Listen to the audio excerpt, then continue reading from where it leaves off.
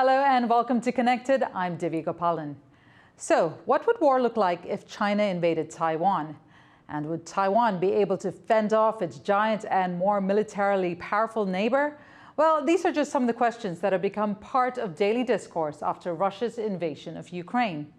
Now, Taiwan has wrapped up its biggest annual military exercise, the Hankwang drills, and for the first time, the exercises simulated an attack on the country's main international airport and prepared for a scenario where an enemy force puts boots on the ground. The questions we're asking, though, is what is the future of warfare, and can technology even the battlefield between Taiwan and China? For this discussion, we are joined by defense expert and entrepreneur Angshu Chakraverty from London, United Kingdom, and Dr. Jyun-yi Lee from Taiwan's Institute of National Defense and Security Research in Taipei. Gentlemen, thank you very much for joining the program. I'm going to start with you, Angshu, and it's a pretty big question, but combat has changed and evolved drastically since the world wars.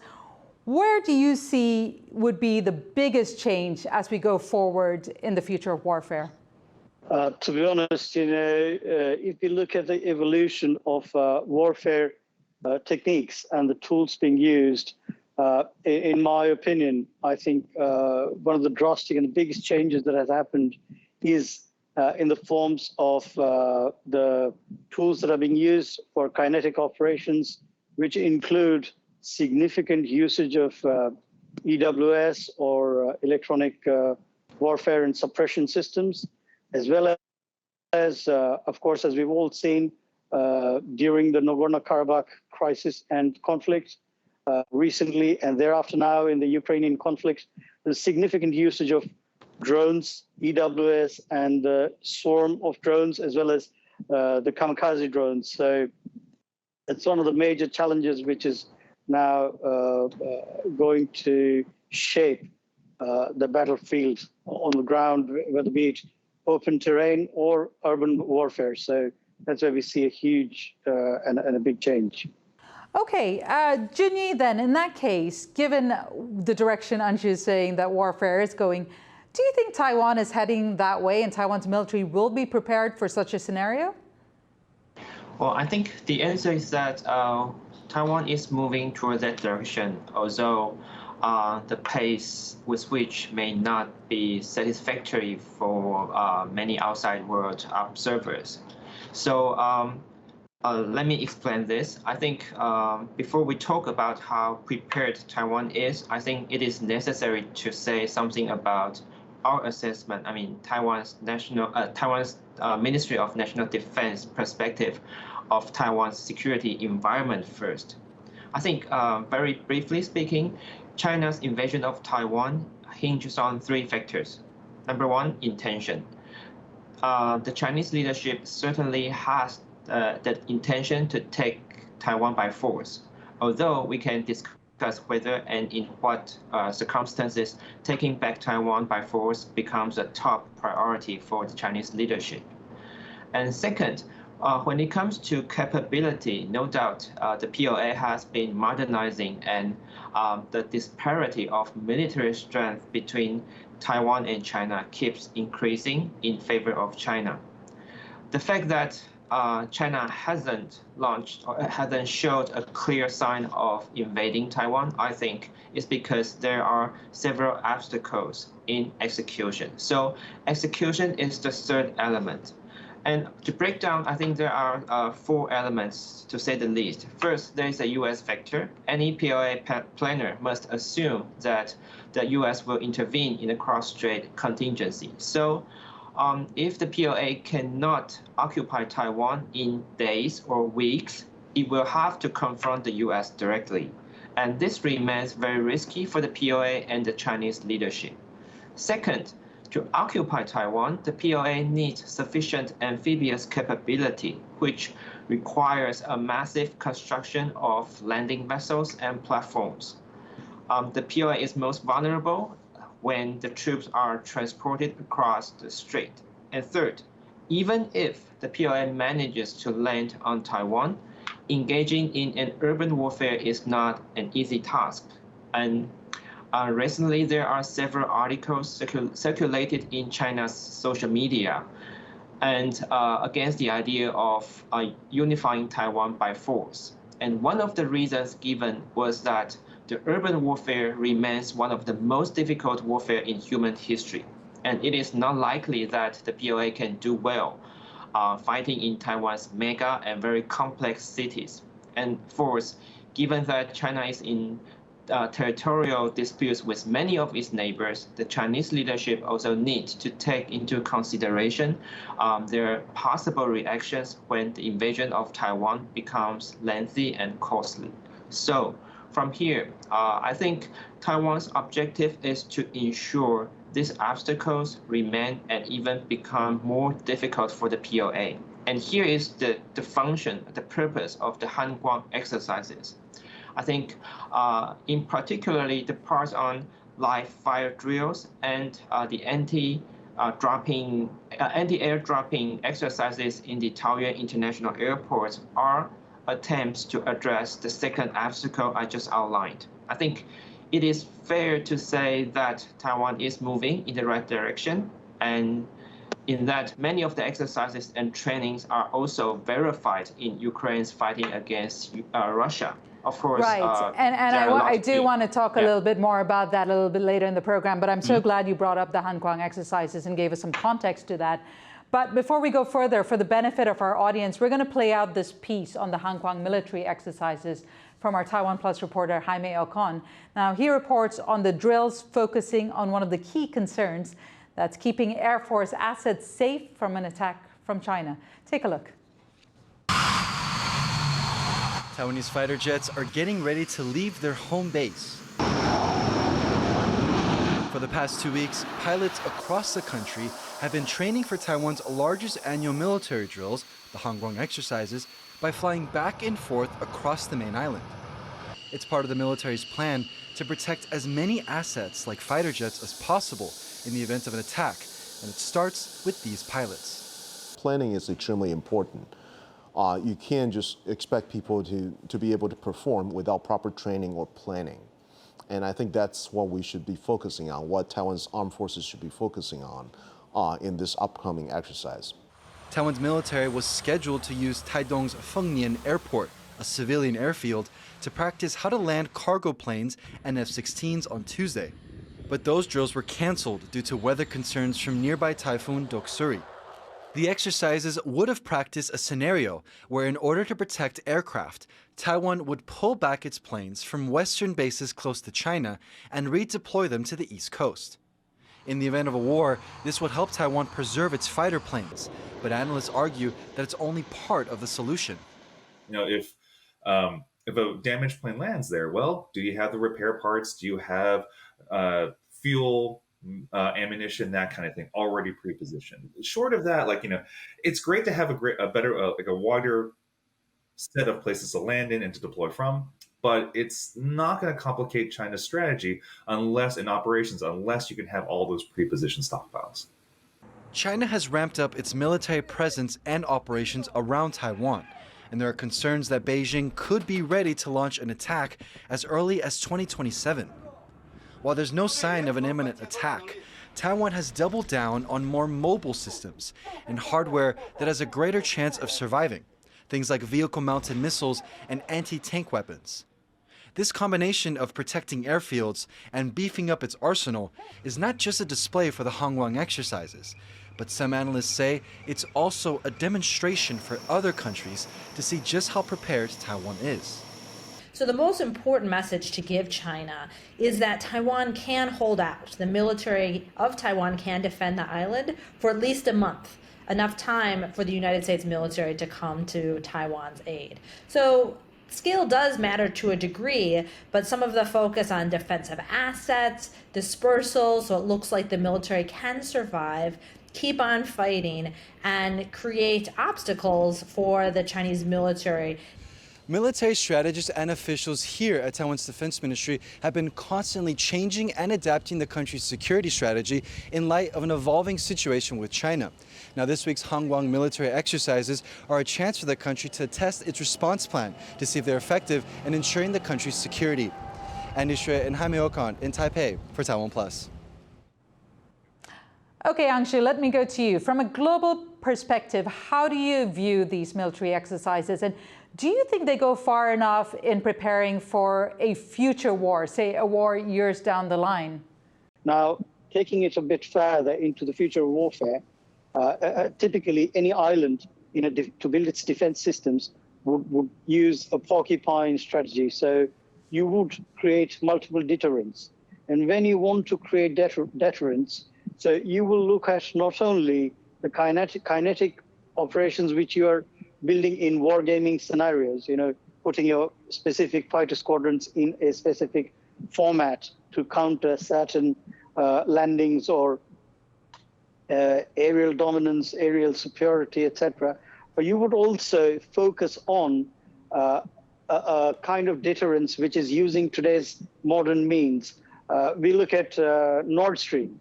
Nord Stream is a classic example, which was, trying to cause enough damage to the enemy economically and in a geostrategic manner without running full-fledged kinetic operations. So that is one area which really helps nations in today's, especially smaller, nations to fight off. And the second would be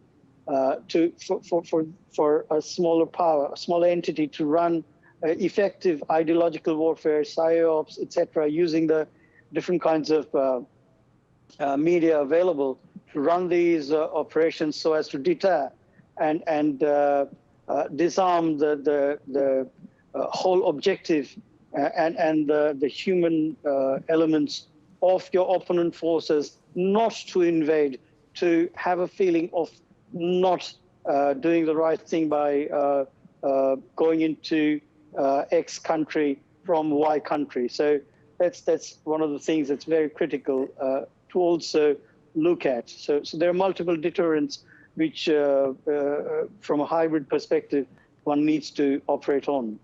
Indeed, and I do want to go into them in a bit more detail a little later on, and we do have some sound bites on the psyops that you did mention.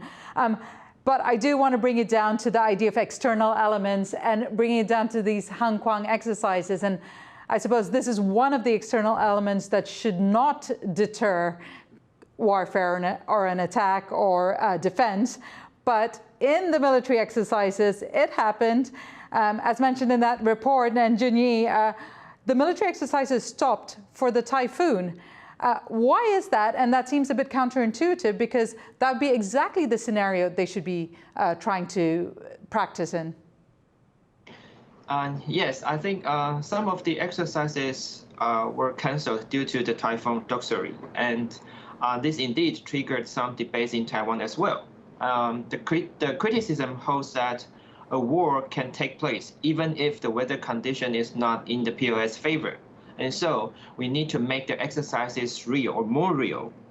On the contrary, those support the ministry's decision argue that it is almost impossible for the PLA to move across the strait, launch rockets and missiles, and bombard Taiwan in extreme weather conditions like a typhoon. But my take, I think even if the PLA is not likely to launch a war when a typhoon is coming, it is nevertheless very likely that with a war prolonging, our armed forces need to operate in extreme weather conditions. So I personally would say that it is important for the armed forces, local government, other agencies involved, and even the public to be trained and prepared in such scenarios. The difficulty, of course, is because we're in a democratic system, individuals' well-being and safety is of the most important issue for the government. So I think there is still some time and some space needed for the country, for the government to communicate with the public, and also to have some internal review within the government as to whether we should cancel part or all of the exercises on so in other unfavorable words, weather. Yes. Trying to minimize risk. Now I want to take you to another aspect of these exercises, and that was for the first time we saw them played out in an international airport. Why do you think that was necessary, and why is it only being done now? Um, as a matter of fact, this is not the first exercise. I mean, in our civil defense system, our homeland security system, there have been exercises regarding the international airport is seized by some malign groups, not necessarily a foreign country. So the government or Taiwan has been prepared for such a scenario. But I think this, of course, this is the first time that the Hong Kong exercises put such a scenario within part of its training program. And I think here, the war in Ukraine plays a significant part because we have witnessed how the Russian attempt to seize Kiev failed. And so I think this is a very good example of how warfare in other places can shed light on our preparedness in Taiwan here. Let's move on to another kind of hostile onslaught that is happening on a daily basis, no matter where you are. Cybersecurity expert Jyun-yi Lee explains why cyber war scenarios featured in the Hong Kong exercises. I think for the cyber part is it's a very critical one. It's a very tricky one. Is that it's a critical evolving realms and domains that no one actually really thinks they are fully prepared for the followings, and everyone seems to find the best way of, even in the organization, in their strategies for that. So I would say, given that it's the still ongoing challenges that everyone mutual facing, but I think that key will be a whole government resilience. That not just about I speak from the military sides, but also there are civilian government and private sectors close collaboration. And I think Taiwan is still gradually heading out in that direction. Angshu, I want to ask you this question. Even before the first shot is fired or the first boots go on the ground, is there any way cyber warfare can cripple a nation? Most definitely, so not just from a crippling of the nation, much more than that. So in terms of the network resilience, and in terms of the current scenario where AI has already achieved, especially in the military domain, the achievements that AI used in cyber warfare can cause is very, very, very large scale. So to give you a very real example, if you saw a lot of the grids during the Kiev exercise, during the Kiev incursion by the Russian forces at the very beginning, there was an element of cyber warfare which is already engaged by the Russians, and it had disabled multiple the infrastructure capabilities of Ukraine before they entered. However, it failed. The onslaught failed because the lack of clear objectives and planning by the Russian military, which went in complete disarray.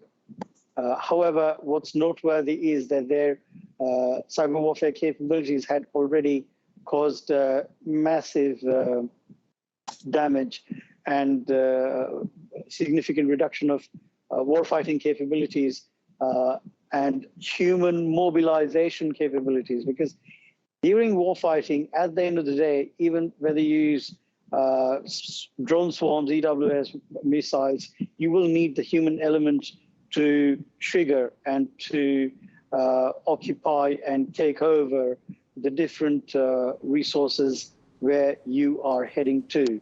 So that is one very critical element of future warfighting, where you use large-scale hybrid asymmetric cyber warfare with a very clear element of AI inbuilt into it, which proliferates into all your networks and debilitates the opponent. So that is going to play a very critical role. Okay. So in that case, Jyun-yi, is Taiwan doing enough to fend off or protect itself from cyber attacks and a possible bigger cyber warfare? I think yes. The answer is yes. Taiwan has been facing cyber attacks tens of thousands times a day. So we have accumulated rich experiences in fighting against, in fending off those cyber attacks and to increase our resilience. But of course, the task in the future will be how cyber attack or cyber warfare becomes part of an overall becomes part of China's full-scale invasion, and how would this play out? It will be a task for our defense planning officers to think about. Right. And, okay. Sorry. I want to jump in here as we're running out of time, I'm afraid. And I just want to show our viewers some numbers. So take a look at this graphic. This shows how Taiwan's military manpower is stacked up against China's People Liberation Army. Now, Taiwan has 196,000 army personnel against more than 2 million soldiers. Okay, so let me get Jyun-yi to directly respond to those numbers. What do you think Taiwan's best chances are for standing up for itself when it comes to the scenario of invasion? Would it be relying on its technology, or would it be more on the physical aspect of the island, as you had brought in or talked about earlier? I think we all have high hopes on technology, but the problem is they haven't been really tested in the battlefield, and so on that regard, Taiwan certainly has a lot to do.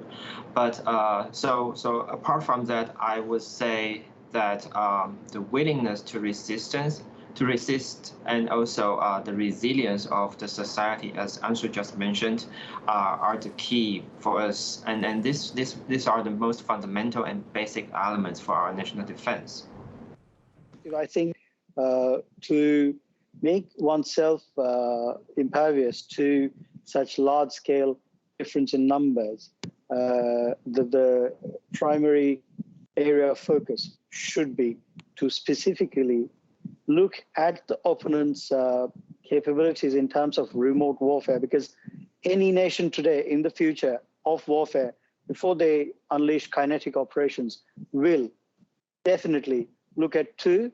One is applying their missiles and rocket forces and space forces as much as possible. How do you disable them? How do you shield yourself? And how do you create deterrence and anti-battery resilient systems in your domain? And the second, which is very critical, is how do you ensure that once the initial onslaught of the rocket forces and your capabilities of cyber warfare are taken care of, how do you ensure that you do not give complete air superiority to an enemy? Because air superiority is going to play a very critical role. And again, denial of air superiority is not necessarily a function of the number of resources that one has. There are multiple other techniques and tools that can be used to deny air superiority. And there are some lessons that can be drawn from the Ukrainian conflict.